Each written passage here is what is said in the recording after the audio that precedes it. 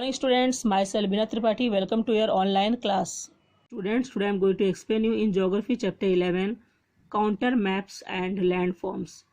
See students, previous chapter you have learned chapter 10, that is human settlements. And in this chapter we are going to learn about that counter maps and landforms. See students, this is totally activity based. That means this chapter totally based on activity. In standard 5th, you have gathered some information about how height and relief are shown on a map. Now carry out the following activity on the same topic under the guidance of your teacher. So see student, that means you have studied that in 5th standard, that means you have gathered some information about how height and relief are shown on a map. Now carry out the following activity on the same topic under the guidance of your teacher. So what I said to student, that it is totally activity based. Try this. For the teacher, carry a few large potatoes to the class, make group of the students and distribute the potatoes among the group. So see students, what you take that, take one scale, sketch, knife, potato, one plain paper, white plain paper you have to take that, okay. So take a large, can see that, take a large oblate shaped potato. Oblate means what? That is flattened at the pole. We can say the oblate. So you have to take a large oblate shaped potato and other requirement items as shown above. So what are the requirements are? That means scale, sketch pen, knife, that paper, white plain paper, all you have to take that. Afterwards, see students, observe how a potato appear when seen from the front and when seen from above. So you have to observe that how the potato will appear when you can see from the front and when you see it from the above. Draw an outline of the potato in your notebook. So you have to draw an outline in your notebook. After that, students, cut the potato into two parts. See the picture. You can see that it is very clear cut. So that potato you have to cut into two parts so that each part has a flat base. See that? So that each part, that means each part has a flat base. After that, rest the cut half of on its flat base and measure its height in millimeter. That means, so you have cut the potato into two parts, okay, and so that each part has a flat base. Now you have to rest the cut half on its flat base and measures its height in millimeter. So you have to measure its height in millimeter, students, okay. Students, this is our potato hill. The tapering side of the potato is the hilltop.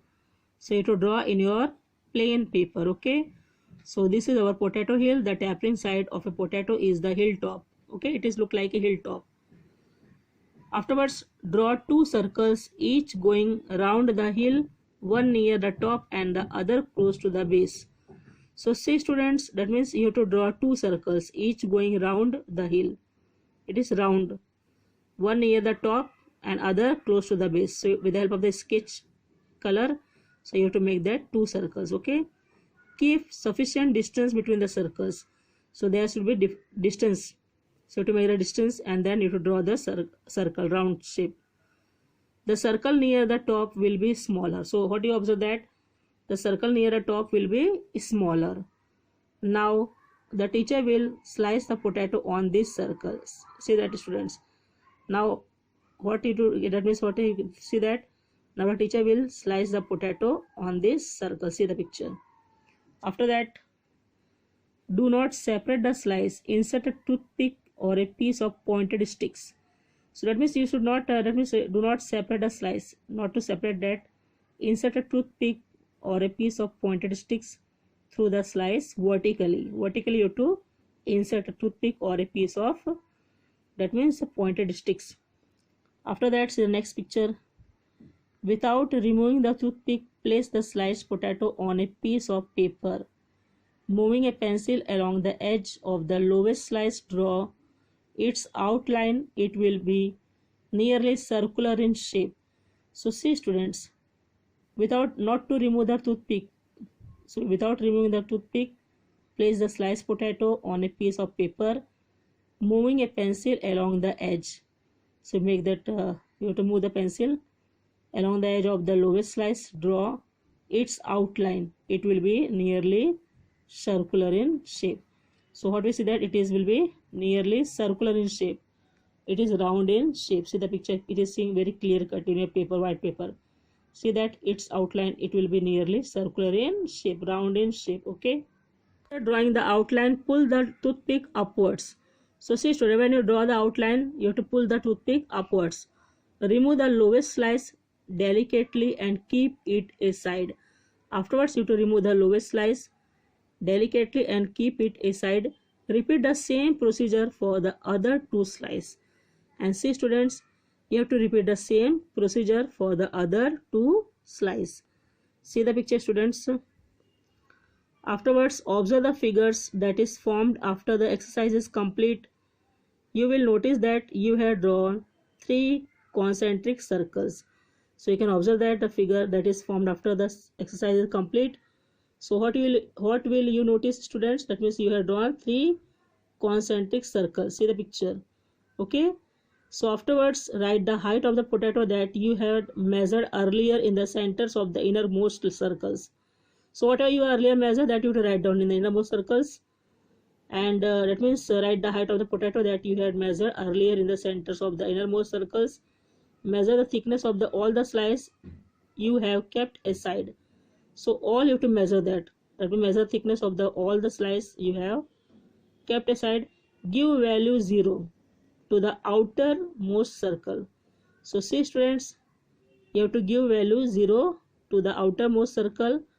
How will you give the values to the other lines? Think about it. Do you think that the thickness of each slice that you have measured can help you after assigning values of each circle? Our sketch of the potato hill will be complete. So see the picture. That means this is potato hill sketch. It will let me see that counter line intervals 30 mm. So this way it is drawn that potato hill sketch. Okay students. Think about it. What did we achieve in this activity? See students, that means what did we achieve in this activity? We have transferred a 3-dimensional objects, the potato, into a 2-dimensional picture. That means we have transferred a 3-dimensional object, the potato, into a 2-dimensional picture. But students, in reality it is not possible to make the slice of a mountains or any other landforms and place them on paper or on the ground to draw a 2-dimensional picture of that landforms.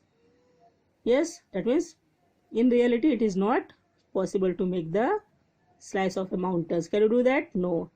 Or any other landforms and place them on paper or on the ground to draw a 2-dimensional picture of that landforms. For this, what is important students? For this, mathematical and survey methods are applied. You will learn about these methods if you study geography as a special subject at a later stage. That means students, when you come to know all this knowledge about this, that means when you will learn about these methods, that means if you study geography as a special subject at a later stage. Okay. Figure 11.1a, a model of the Earth's surface. See students, in this figure 11.1a, a model of the Earth's surface. A model of the relief in an area is shown in figure 11.1a given above. Observe it carefully and answer the following question. That means students, you have to observe carefully and answer the following question. See the question, which landforms do you observe in the model? So see student, that means which landforms do you see in the model? That is mountains and river valley are seen in the model. Next question, which color have been used on them students? That means you can see that yellow and blue color have been used in the model. Okay. Answer the following. That means see that observe the map given in figure 11.1b and answer the following question. See that. Next one is figure 11.1b, that is counter line map. So see that it is a counter line map. Answer the following question. What all do you see in the map? See students, that means what all do you see in the map? So you can see that many counter lines on the map. What do you see that in this? you can see that many counter lines on the map showing a hilly region, and we can see the altitudes of the hill range as well as its slope also. You can see that so many counter lines are there on the map and showing a hilly region also. Okay, and also we can see the altitude of the hill range as well as its slope. Okay, next one is, what is the general direction of the range shown in the map? So it is a, see the general direction, it is east to west. So these are directions are there, east to west. Next, towards which direction is the flat land located on the map? So see student, the flat land is located towards the, see that it is also east place, towards the east only. Next, what are the maximum and minimum value of the lines in the map? So see students, let me see that maximum is, can you see that 800 maximum values are there, and minimum value is 600. See in your map, figure 11.1b, that is counter line map. So in this, what we see that maximum value of the lines in the map is 800 and minimum value is 600. Next question, what do these values indicates? So what we see that, see students, this lines indicates the altitudes of the region from the sea level. Okay, do you find any similarities in the map and the model in figure 11.1a? What are those? So see student, that means in model figure, what we see that 11.1a and a counter lines map in figure 11.1b are the same region. So the values of latitudes and longitude are same on both the maps.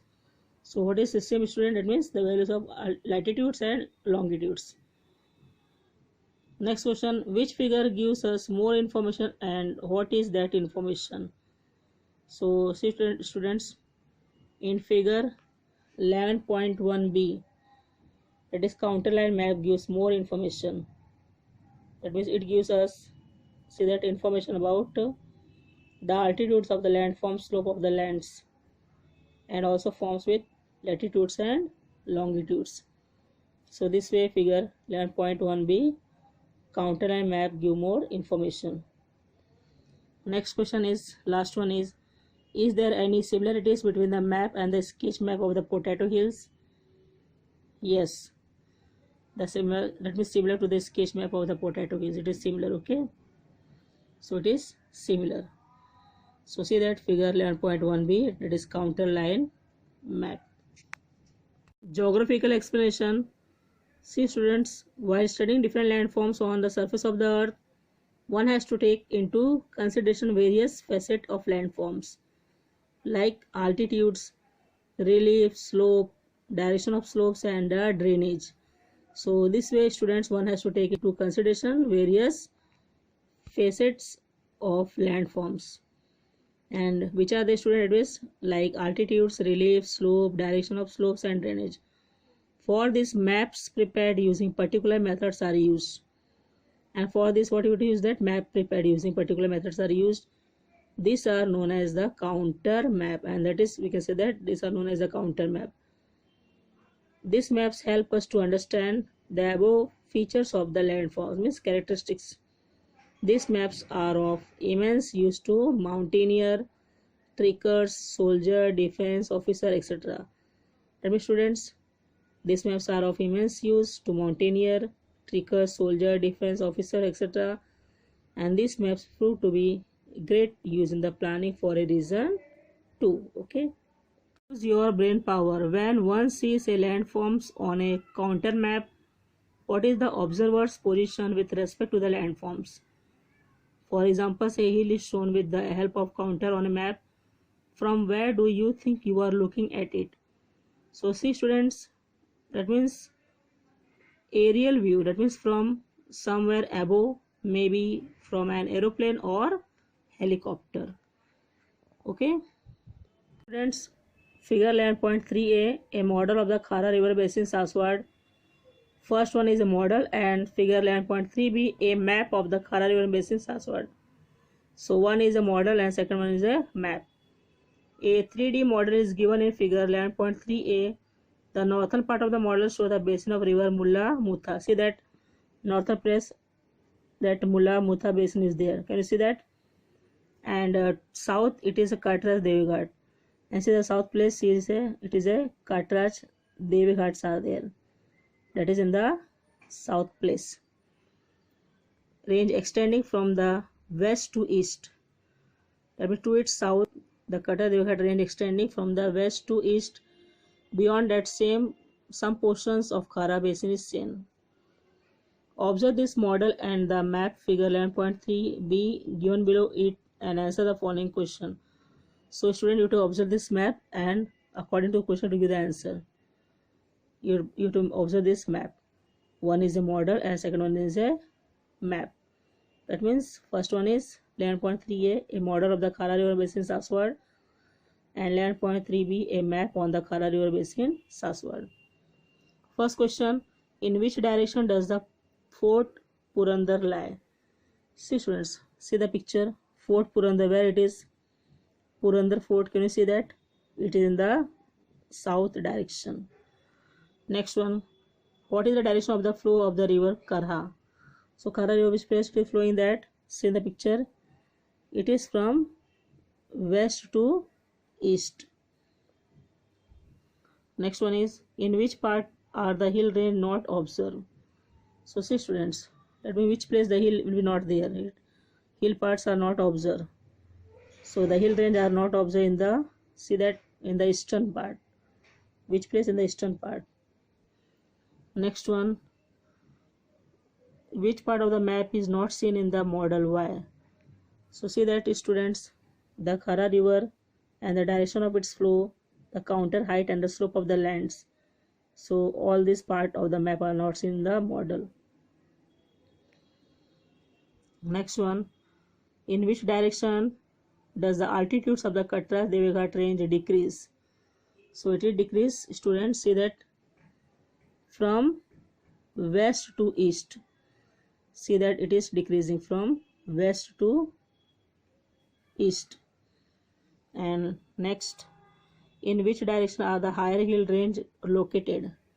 So higher hill range located which direction? That is in the southern direction, that is southern direction.